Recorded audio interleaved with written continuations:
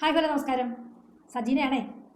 അപ്പോൾ ആദ്യമായിട്ട് എൻ്റെ ഈ വീഡിയോ യൂട്യൂബിലാണ് കാണുന്നതെങ്കിൽ ആ ചാനൽ ഒന്ന് സബ്സ്ക്രൈബ് ചെയ്തേക്കണം. അതല്ല ഇത് ഫേസ്ബുക്ക് പേജിലാണ് കാണുന്നതെങ്കിൽ ആ പേജ് ഒന്ന് ഫോളോ ചെയ്തേക്കണം. ഓക്കെ, അപ്പോൾ എന്തായാലും ലാസ്റ്റ് പറയാം. കണ്ടു കഴിഞ്ഞിട്ട് ഞാൻ വേറൊരു കാര്യം കൂടെ പറയാം.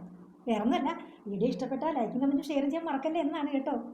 അപ്പോൾ എന്തായാലും ഇന്ന് വന്നിരിക്കുന്നത് കുറച്ച് സീരിയസ് ആയിട്ടുള്ള ഒരു മാറ്ററായിട്ടാണ്. സത്യസന്ധമായിട്ട് പറഞ്ഞാൽ 100% സത്യസന്ധമായിട്ട് പറഞ്ഞാൽ ഞാൻ ഈ വീഡിയോ ചെയ്യണ്ട എന്ന് വിചാരിച്ചതാണ്. കാരണം ആ ഒരു കേസ് കെട്ടേ ഞാൻ വിട്ടു. ഒരു റിയാക്ഷൻ വീഡിയോ ഇവരുടെ ഒന്നും എടുക്കണ്ടായിരുന്നു, കാണുന്നത് പോലും വേണ്ടാന്ന് വെച്ച ഒരു വ്യക്തിയാണ് ഞാൻ. അപ്പോൾ ഒരുപാട് പേര് ഇതിൻ്റെ ലിങ്ക് എനിക്ക് ഇട്ട് വന്നിട്ട് അവർക്ക് ഒരുപാട് സംശയങ്ങൾ, ഇതെന്താണ് ഏതാണെന്നൊക്കെ ഉള്ളത്. ഈ വീഡിയോ ഒരു ഇച്ചിരി ലെങ്ത് ആയിരിക്കും, എന്നാലും സ്കിപ്പ് ചെയ്യാതെ ഫുള്ള് കാണണം. ഓക്കെ, കാരണം എനിക്കത് മൊത്തം ഇടണം, എങ്കിൽ മാത്രമേ ഇതിന് യഥാർത്ഥമായിട്ടുള്ള ഫുൾ വശങ്ങൾ നിങ്ങൾക്ക് മനസ്സിലാകത്തുള്ളൂ. വേറൊന്നുമല്ല, ഇപ്പോൾ ദേവ് രേണുസുതിക്കെതിരെ കൊണ്ടുചെന്ന് ഒരു കേസ് കൊടുത്തില്ലേ, അതിന് മുമ്പ് ആദ്യം എനിക്ക് പറയാനുള്ളത്, ഞാനിപ്പോൾ വീഡിയോ ഇടുന്നതിന് മുമ്പേ കുറേ പേര് വന്നിട്ട് പറയും, ഓ വന്നല്ലോ രേണുസുതിയെ വെളുപ്പിക്കാൻ, രേണുസുതിയുടെ വാല് വന്നല്ലോ, രേണുസുതിയുടെ മറ്റേത് വന്നല്ലോ, മൂടുതാങ്ങി വന്നല്ലോ. അങ്ങനെയൊന്നും ആരും പറയണ്ട. രേണുസുതിയെ വെളുപ്പിക്കാനോ അവർക്ക് സപ്പോർട്ടുമായിട്ടോ അല്ല ഈ വീഡിയോ കൊണ്ട് ഞാൻ വന്നിരിക്കുന്നത്. രേണുസുതിക്ക് വേണ്ടിയിട്ടുള്ള വീഡിയോ ഞാൻ ഇനി ഇടില്ല എന്ന് പറഞ്ഞാൽ ഇടില്ല തന്നെ. പക്ഷേ നമ്മൾ സോഷ്യൽ മീഡിയ കൈകാര്യം ചെയ്യുന്ന ആൾക്കാരാണ്. നമ്മുടെ കൺമുമ്പിൽ ഒരു റിയാക്ഷൻ വീഡിയോ ചെയ്യേണ്ടുന്ന ഒരു വീഡിയോ വന്നാൽ അത് രേണുസുതിയാണ് കണ്ടെങ്കിൽ പോലും അതിന് കറക്റ്റായിട്ട് പ്രതികരിക്കേണ്ടത് പ്രതികരിക്കുക തന്നെ ചെയ്യും. ഈ ഒരു കാര്യത്തിനെ കുറിച്ച് എനിക്ക് കുറച്ച് സംശയങ്ങളും, പിന്നെ ഒരുപാട് ആൾക്കാർ എനിക്ക് കുറേ വോയിസ് ഇട്ട് തന്ന് പിന്നെ അവൻ ഇട്ട വീഡിയോയുടെ താഴെ വന്ന കമൻറ്റുകളും ഒക്കെ ഉണ്ട്. എനിക്ക് അതൊക്കെ കുറച്ചൊന്ന് വായിക്കണം. ഞാൻ സത്യം പറഞ്ഞാൽ ഈ വിഷയം ഞാൻ എടുക്കുന്നില്ല എന്ന് വെച്ചാൽ ഒരുപാട് പേരുടെ അഭ്യർത്ഥന മാനിച്ച് മാത്രമാണ് ഞാൻ ഈ കണ്ടന്റ് എടുത്തിരിക്കുന്നത്. അപ്പോൾ എന്തായാലും നമുക്ക് അങ്ങ് തുടങ്ങാം.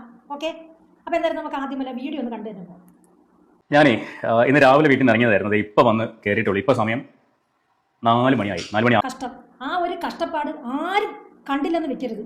കാരണം ഇപ്പോൾ യുദ്ധം നടക്കുന്നില്ലേ, അമേരിക്കയിൽ പോയി ട്രംപുമായിട്ട് സംസാരിച്ച് ആ യുദ്ധം ഒത്തീർപ്പാക്കിയിട്ട് വന്ന വരവാണ്. അതുകൊണ്ട് കുറച്ചൊന്ന് റെസ്റ്റ് എടുക്ക്. വെളുപ്പിനെ എണീറ്റ് പോയതല്ലേ, കുറച്ച് റെസ്റ്റ് എടുക്ക്. അതിന് ബാക്കി കൂടെ ഒന്ന് കേൾക്കാം.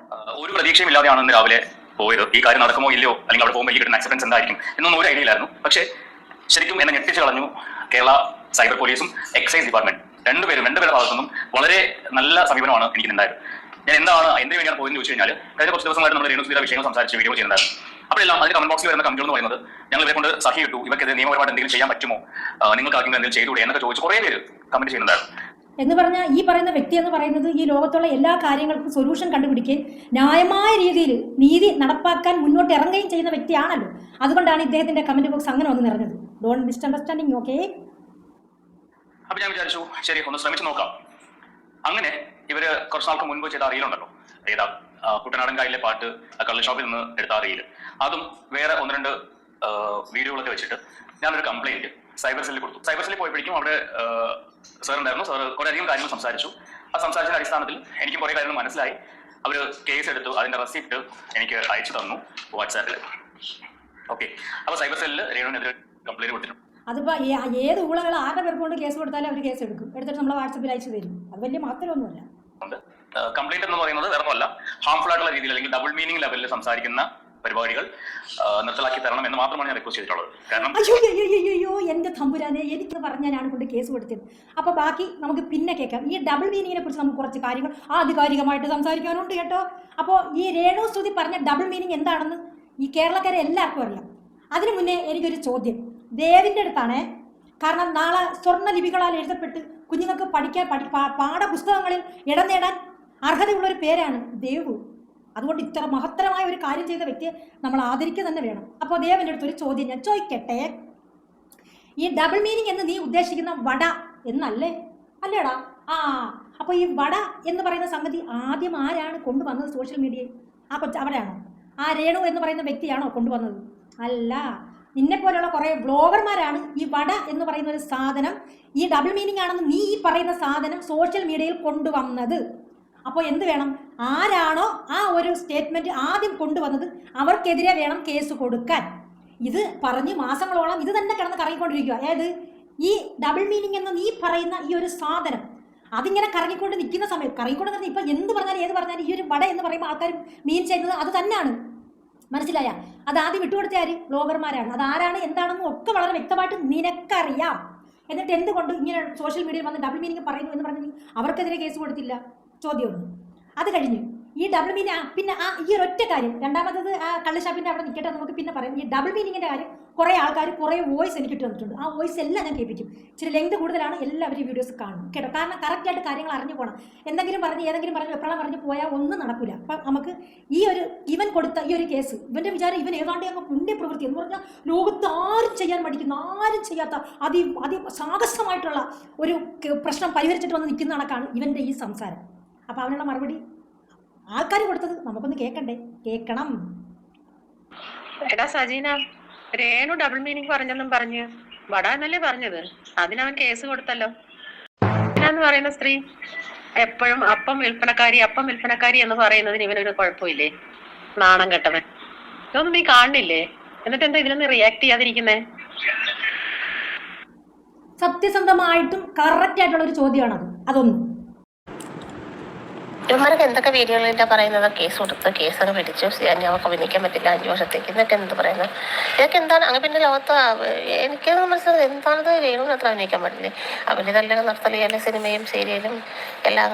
എന്തൊന്നാണ് ഇതൊക്കെ? ഇതിനെക്കാട്ടി വൾക്കറായിട്ട് ഓരോ വൃത്തികെട്ട കാമവാഹിനിയൊക്കെ ചെയ്യുന്നത്. അതൊന്നും പ്രശ്നമല്ലേ? അപ്പോൾ ഇവർക്ക് മാത്രം പ്രശ്നം എന്തോന്നും എനിക്ക് മനസ്സിലായി സജീന. എന്തായാലും സാധാരണക്കാരെ ഒക്കെ ഒന്നും മനസ്സിലാവുന്നില്ല. ഇതിനെക്കുറിച്ചൊരു വീഡിയോ ഉടനെ പ്രതീക്ഷിക്കുന്നു കേട്ടോ. മഹാകാര്യം ചെയ്ത പോലെ വന്ന് ഞെളിഞ്ഞി എന്ന് പറയുന്നത്. ഇവൻ അത്ര തൻ്റെ ചുണയുള്ളവനായിരുന്നെങ്കിൽ ഈ നിമിഷ ബിജു അങ്ങനെ കുറെ അലവലാതി ഫ്രോഡുകൾ കിടന്ന് വിലസുന്നു. അതിനെങ്ങാണോ അവർ പരാതി കൊടുക്കാൻ വയ്യ. ഈ കൊച്ചുവെന്തെങ്കിലും രക്ഷപ്പെടുമെന്ന് വിചാരിച്ച് ഇതിന്റെ പുറകെ നടക്കുന്നത്. ഇവര് കാണുന്നെങ്കിൽ കാണണ്ട, വേറെ എത്രയോ പേര് കിടക്കുന്നു. ഞാൻ കമന്റ് ഇട്ടിട്ടുണ്ട് അവന്, ചുണയുണ്ടെങ്കിൽ നീ വേറെ വല്ലവരും എടുത്തിട്ട് വന്ന് നോക്കാൻ പറഞ്ഞു. പിന്നെ ഇങ്ങോട്ടല്ല ഇതിൽ എന്റെ അടിക്ക് വന്നിരുന്ന പൊങ്കാലയുടെ ആൾക്കാർ വരും. കാരണം അതിനകത്ത് മൊത്തം നെഗറ്റീവ് സപ്പോർട്ട് ചെയ്ത് കുറെ അലവലാതികളുണ്ട്. കാരണം എനിക്ക് ചെയ്യാൻ പറ്റാത്ത വേറൊരാൾ ചെയ്യുമ്പോൾ കണ്ണുകാടി അല്ലേ കൊള്ളാം. എല്ലാം പൊതുവെ അങ്ങനെ ഒരു തീരുമാനം എടുക്കാനേ ഇങ്ങനെയുള്ള നല്ല വീഡിയോസ്, ഇങ്ങനെയുള്ള മോശം വീഡിയോകളെല്ലാം കളക്ട് ചെയ്തിട്ട് എല്ലാവരുടെയും പേരിന്റെ ലിസ്റ്റ് ഞാൻ കൊണ്ടു കൊടുത്തിട്ട് ഞെളിഞ്ഞ് പറഞ്ഞെങ്കിൽ അതിനൊരു അന്തസ് ഉണ്ടായിരുന്നു. ഇന്ത്യ വൃത്തിയിട്ടവനാണെന്ന് എന്തുകൊണ്ട് വലിയ മഹാകാര്യം ചെയ്തെന്നൊക്കെ വന്നിട്ട് പ്രസംഗിക്കുന്നു. ഇത് കണ്ടപ്പോഴും എല്ലാവരും ഏതാ പറഞ്ഞു ഇവനെയൊക്കെ വേറൊരു പണിയില്ലയോ? അതെ, ഇവൻ വെറും പാവാട വള്ളിയാണെന്നേ. ഇവൻ വെറും പാവാട വള്ളിയാണ്. എന്നെ വാലെന്നാ വിളിച്ചോണ്ടത്, വാലാട്ടി വാല്. ഇവൻ പാവാട വള്ളിയാണ്, പാവാട വള്ളി. ഇവനൊരാണാണ്, ഇവനൊരു അന്തസ്സുള്ള ഒരാണാണെങ്കിൽ ഇവൻ ചെയ്ത കാര്യം ഓക്കെ. പക്ഷേ ഒരാളെന്ന് പറഞ്ഞാൽ ഈ ഒരു ഡബിൾ മീനിങ് എന്ന് പറയുന്നത് ആരാണിത് ആദ്യം ഉണ്ടാക്കിയത്? അവർക്കെതിരെ വിരൽ ചൂണ്ടാതെ അതെടുത്ത് പറഞ്ഞവർക്കെതിരെ വിരൽ ചൂണ്ടുകയും അവരുടെ പേർ കൊണ്ട് കേസ് കൊടുക്കാൻ ചെയ്ത മഹാനേ. ഞാനീ പറഞ്ഞ കണക്ക് വരും കാലങ്ങളിൽ സ്വർണ്ണലിപികളാൽ എഴുതപ്പെട്ട പേരായി മാറും തൻ്റേത് എന്ന് പറഞ്ഞാൽ അത്ര വലിയ മഹാസംഭവമാണല്ലോ ചെയ്തുകൊണ്ട് വന്നിരിക്കുന്നത്. ഇച്ചിരിയെങ്കിലും അന്തസ് നിനക്കുണ്ടായിരുന്നെങ്കിൽ, ഇച്ചിരിയെങ്കിലും മാനം ഉണ്ടായിരുന്നെങ്കിൽ നീ ചെയ്തതിന് ഞങ്ങൾ അംഗീകരിച്ചേനെ. എങ്ങനെ?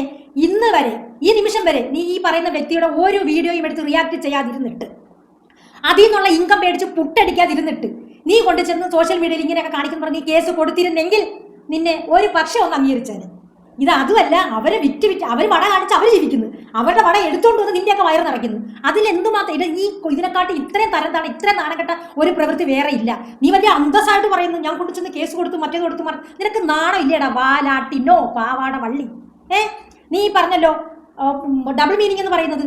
നീ ഒരു ലൈവിനകത്ത് ഞാനും ശ്രീതും എല്ലാം ഉണ്ട്, ഞങ്ങൾക്ക് വേണ്ടി തുടങ്ങിയ ഒരു വ്യക്തിയുടെ ലൈവിനകത്ത് നീ ഉണ്ട്.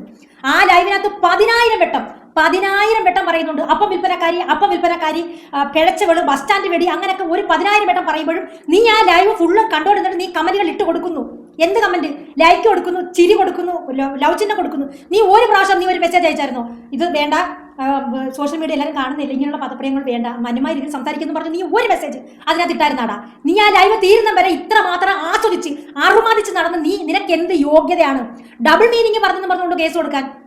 നാണം ഉണ്ടോടാ നിനക്ക്? നീ ഒരാണാണ്. ഞാൻ അന്തസ്സായിട്ട് ചോദിക്കുക, നിനക്ക് നാണവും മാനോ എന്ന് പറയുന്ന ഒരു സംഗതി ഉണ്ടോടാ പാവാട വള്ളി? നീ വല്ലു ഇതുകൊണ്ട് പോയി ഉറക്കത്തിൽ എണീറ്റ് പോയി, കാരണം അവിടുത്തെ യുദ്ധം നിർത്തലാക്കി ഇവന്റെ കേസ് കാരണം. നാണമില്ലേ? ഈ പറഞ്ഞ 2 വോയിസ് ഉണ്ട്, 2 അല്ല ഇനി വോയിസ് ഉണ്ട്. അത് കുറേ ലെങ്താണ്, 3 മിനിറ്റ് 4 മിനിറ്റ് ഒക്കെ ഉള്ള വോയിസ് ആണ് ഇട്ട് വന്നിരിക്കുന്നത്. ഞാൻ ഇടാം, എനിക്കെന്താ വിഷയം? ഇത് ആൾക്കാർ കാണുന്നവർ കാണുക.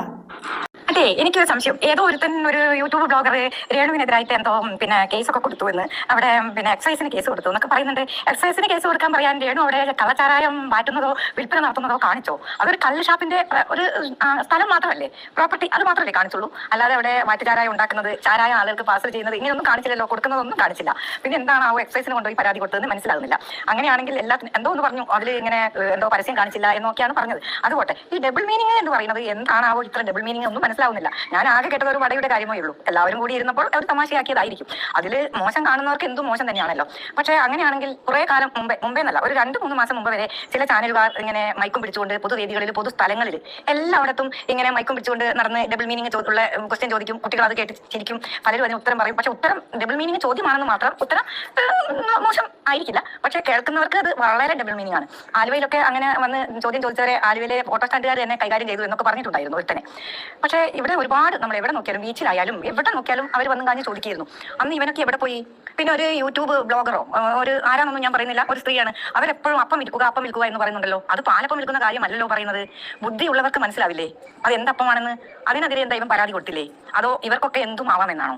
രേണു ചെയ്യുന്നതിൽ അവരെ സപ്പോർട്ട് ചെയ്യുകയല്ല, അവരോട് സാധാപുണ്ട്. കാരണം ഇതിലൊക്കെ മോശമായിട്ട് നിമിഷ ബിജു ഒരു ദിവസം ഒരു ചാനലിൽ വന്ന് പറഞ്ഞില്ലേ, അവളുടെ കക്ഷവും അവളുടെ മൂത്രവും വരെ ഇഷ്ടമുള്ളവർ ഉണ്ട് എന്ന്. ഇതൊന്നും ആരും കേൾക്കില്ലേ? ഇതൊക്കെ സോഷ്യൽ മീഡിയയിൽ ഇവർ പോസ്റ്റ് ചെയ്യുന്നതല്ലേ, അതാരും കേൾക്കില്ലേ? പിന്നെ എന്താണ് ഇവിടെ അശ്ലീലം കാണുന്നത്? ഞാൻ നോക്കുമ്പോൾ ഒരു തുമ്പി, പമ്പ, ശ്രീലക്ഷ്മി, അങ്ങനെ എത്ര പേര്, നിമിഷ ബൈജു അവരൊക്കെ എത്ര മോശമായിട്ട് സംസാരിക്കുകയും ചെയ്യുന്നുണ്ട്. ശ്രീലക്ഷ്മി ഒരു ദിവസം നല്ല സെക്സ് ഭാഷ തന്നെ സംസാരിച്ചിട്ടുണ്ട്. പെണ്ണുങ്ങളുടെ എന്താണ്, ഞാനിപ്പോ പറയുന്നില്ല, ബാക്കിലും ഫ്രണ്ടിലും ഉള്ള സാധനത്തിന്റെ എല്ലാവരുടെ അഭിപ്രായം തന്നെ. പിന്നെ നിന്റെ ചാനലിന്റെ താഴെ കുറെ പേര് വന്നിട്ട് കുറച്ച് പേരൊക്കെ സപ്പോർട്ട് ചെയ്ത് ഇപ്പൊ അങ്ങ് പറയുമ്പോൾ അങ്ങ് തുടച്ച് നീക്കപ്പെടും. എടാ നീ ഒരു കാര്യത്തിന് മുന്നിട്ട് ഇറങ്ങുമ്പോൾ എന്ത് വേണം? അതിൽ അങ്ങനെ നടക്കുന്നവരുമാര് അല്ലെങ്കിൽ അങ്ങനെയുള്ള ആരൊക്കെ ഉണ്ട് അവരെ എല്ലാവരുടെ ലിസ്റ്റ് എടുക്കണം. എടുത്തിട്ട് നീ കൊണ്ട് കേസ് കൊടുത്തിരുന്നെങ്കിൽ ഒരു അന്തസ്സുണ്ടായിരുന്നു, അതിന് ഒരു അന്തസ്സുണ്ടായിരുന്നു. പറഞ്ഞ മനസ്സിലായ? ഡബിൾ മീനിങ് പറയുന്നതുകൊണ്ട് നിനക്ക് ഉറക്കം വരുന്നില്ല, ഉറങ്ങാതെ രാവിലെ എണീറ്റ് പോയി. അപ്പൊ മറ്റേത് പറയുന്നത് ഡബിൾ മീനിങ് വിഷയമല്ല, അതിനൊക്കെ ആസ്വദിക്കാൻ പറ്റുന്ന ഡബിൾ മീനിങ് ആയിരുന്നത്. നാണമില്ലല്ലോടാ തനിക്ക്? എന്താ പറയുക, പാവാട വള്ളി, തനിക്ക് നാണമില്ലല്ലേ? അയ്യോ, ഡബിൾ മീനിങ് കേട്ട് അവന്റെ തല കറങ്ങിപ്പോയി. ഇത്രയും നാളും ഈ ഒരു വ്യക്തിയെ കൊണ്ട് സോഷ്യൽ മീഡിയയിൽ തിന്ന് കൊഴുത്ത് നടന്നിട്ട് അവർക്കെതിരെ കൊണ്ട് കേസ് കൊടുത്തു. നീ ഒരു വീഡിയോ പോലെ അവരെ കുറിച്ച് ചെയ്യാതിരുന്നിട്ട് ഇങ്ങനെ ഒരു കേസ് കൊണ്ട് കൊടുത്തിരുന്നെങ്കിൽ അന്തസ്സുണ്ടായിരുന്നു. ആ കൊടുത്തതും വീഡിയോ ആക്കി, അത് കഴിഞ്ഞും വീഡിയോ ആക്കി, എല്ലാം വീഡിയോ ആക്കി മുട്ടടിച്ചോണ്ടിരിക്കുക, കാശാക്കി. നാണമാനില്ലല്ലോടാ തനിക്ക്? പുച്ഛം മാത്രം, വെറും പുച്ഛം മാത്രം. ഇനി താനിട്ട് ആ വീഡിയോയുടെ താഴെ തനിക്ക് വന്ന കമന്റ് ഞാൻ വായിച്ചു തരാം, അതും കൂടി വായിക്കണമല്ലോ. ലിസി തങ്കച്ചൻ, പേരുൾപ്പെടെ ഞാൻ പറയാം. ലിസി തങ്കച്ചൻ, സോഷ്യൽ മീഡിയയിൽ അല്പവസ്ത്രം ധരിച്ച പേരിന് മാത്രം നടക്കുന്ന കുറേ സ്ത്രീകളുണ്ടല്ലോ. കുടുംബസമേതം ഇരുന്ന് കാണാൻ പറ്റാൻ അത്രയും മോശമായ വസ്ത്രധാരണം ഒരു സ്ത്രീ എന്തൊക്കെ മറച്ചു വെക്കണമോ അതെല്ലാം പുറമേ കാണിച്ചുകൊണ്ട് നടക്കുന്നത്. അവർക്കെതിരെ കേസ് കൊടുക്കുക. പ്രതികരിക്കാൻ കഴിയുമെങ്കിൽ നല്ല കാര്യം. മുട്ടിടിക്കും. എൻ്റെ ഉത്തരവാണേ അത്. രണ്ടാമത്തെ കമന്റ്, നിഷ മനു, എന്തിന് രേണുവിനെ മാത്രം? അതിലും മോശമായി സോഷ്യൽ മീഡിയയിൽ വന്ന് എക്സ്പോസ് ചെയ്ത് വീഡിയോ ഇടുന്നവരും സംസാരിക്കുന്നവരും ഒക്കെ ഉണ്ടല്ലോ. കോമൺ ആയിട്ട് ഒരു കേസ് കൊടുക്കും ബ്രോ. പറ്റുമോ? ഇല്ല, മുട്ടിടിക്കും. സുലോചന രമണൻ, എല്ലാവരും നന്നായി എന്ന് കമന്റ് ഇടുന്നു. രേണുവിനേക്കാൾ മുതിർന്നവരും നല്ല തറവട്ടമ്മമാരും എന്തെല്ലാം തോന്നിയാസങ്ങളാണ് സോഷ്യൽ മീഡിയ വഴി കാണിക്കുന്നത്. അതിനാർക്കും പരാതിയില്ല. ഇതാകുമ്പോൾ ഒരു പാവപ്പെട്ട സ്ത്രീ ചോദിക്കാനും ഇല്ല. നിങ്ങൾക്ക് കുറച്ച് റീച്ചും കിട്ടും, മനസ്സുഖവും കിട്ടും. ഇതാണ് അതിനകത്തുള്ള കമന്റാണേ വായിച്ചത്. സത്യമാണ് ചേച്ചി പറഞ്ഞത്, സത്യം തന്നെയാണ്. കാരണം റീച്ചും കിട്ടും, കാശും കിട്ടും, തിന്നുകയും ചെയ്യാം. എന്നാൽ ആൾക്കാരെ ഞാൻ വലിയ മഹാൻ, പിന്നെ സോഷ്യൽ മീഡിയയിൽ വരുന്ന അനീതികൾക്കെതിരെയും ആൾക്കാർ കാണാൻ പറ്റാത്തതിനെതിരെയും ശക്തമായി പ്രതികരിക്കുന്ന, പടവാളെടുക്കുന്ന ഒരു യുദ്ധ യോദ്ധാവ്. ഓടെ നാണമില്ലല്ലോ അതെനിക്ക്. മജീദ് ഹംസത്തുറ്റ, അടുത്തൊരു കമന്റ്. നീ എന്താ നോക്കിയാൽ കാണും, നീ ഒന്നും കണ്ടു കാണുമെന്ന് എനിക്ക് അറിയത്തില്ലെങ്കിൽ ഞാൻ കണ്ടു, എനിക്ക് കാണണമല്ലോ. കൂതറ സ്ത്രീകളെയും കൊണ്ട് ബാറിലും കള്ള് ഷോപ്പിലും ആഭാസം കാണിക്കുന്ന, കൂടാതെ ലൈംഗിക ചേഷ്ടകളും കാണിക്കുന്ന മുകേഷ് നായർക്കെതിരെ കേസ് കൊടുക്കണം. പറ്റുമോ നിനക്ക്? പറ്റില്ല, മുട്ടിടിക്കും. ജോളി ഇസാക്ക്, സോഷ്യൽ മീഡിയയിൽ വന്ന് തെറി വിളിക്കുന്ന ഒരു തള്ളച്ചി ഉണ്ടല്ലോ, അവർക്കെതിരെ കേസ് കൊടുക്കില്ല. ലയ അലക്സ്, ആ നിമിഷ ബിജോ പമ്പ ഇവർക്കെതിരെ കൂടി ഒന്ന് കേസ് കൊടുക്കുമോ? സഖി കെട്ടു, ഇതൊക്കെ ഞങ്ങൾക്ക് കാണാൻ ബുദ്ധിമുട്ടുണ്ട്, പ്ലീസ്. കൊടുക്കില്ല. ഇതൊക്കെ കണ്ട് അവർക്ക് ആസ്വദിക്കാം. കാരണം അതിലൊക്കെ ഇച്ചിരി മജ്ജം മാംസമൊക്കെ ഉണ്ട്. രേണുസുതിയുടെ അതിനകത്തൊന്നും ഇല്ല. അത് മാത്രമല്ല, റീച്ച് മുഖ്യം ബിഗിലേ. വേറൊന്നും എടുത്ത് അധികം റീച്ച് ഇല്ലെന്ന്. ഈ രേണു എന്ന് പറയുന്ന ഒരു കണ്ടന്റ് തന്നെ വേണം റീച്ചിന്. അപ്പൊ ഇവന്റെയൊക്കെ വിചാരം, ഇവനൊക്കെ വന്ന് ഞാൻ വെളുപ്പിന് ഇത്രയും മണിക്ക് എണീറ്റ് പോയിട്ട് ഇപ്പോഴാണ് വന്ന് കയറിയത്, യുദ്ധം നിർത്തലാക്കി. അവിടെ കൈയടിച്ച് സ്വീകരിക്കേണ്ടതല്ലേ? ഇത്ര വലിയ മഹത്കാര്യം വന്നിട്ട് ഈ മഹത് വ്യക്തിയെ കൈയടിച്ച് സ്വീകരിക്കണം. അത്ര വലിയ മഹത്തര കാണിച്ചിട്ട് വന്ന ഡബിൾ മീനിങ്. തനിക്ക് നാണം ഇല്ലയോടോ? ഈ ഡബിൾ മീനിങ്, ഈ പറയുന്ന ഡബിൾ മീനിങ് എന്ന് പറയുന്ന ഈ സാധനം ആരാണ് ആദ്യം സോഷ്യൽ മീഡിയയിൽ പറഞ്ഞത്? തനിക്ക് നല്ല വ്യക്തമായിട്ട് അറിയാം. അവർക്കെതിരെയാണ് ആദ്യം കൈ ചൂണ്ടേണ്ടുന്നത്. അതാണ് സ്പ്രെഡ് ആയത്. മനസ്സിലായല്ലോ? അത് പിന്നെ വായിക്കാതെ പോകാൻ പറ്റത്തില്ല ചേട്ടാ. വായിക്കാം. പിങ്കി ബാനു, ഇവന്റെ പ്രസംഗം കേട്ടാത്തൊന്നും ഇവൻ ഇന്ത്യ ഒറ്റുകൊടുത്ത ഏതോ തീവ്രവാദിയെ പിടിച്ച് പോലീസിനെ ഏൽപ്പിച്ച് വലിയ സംഭവമായി പോയത്. വലിയ സംഭവമായി പോയത്.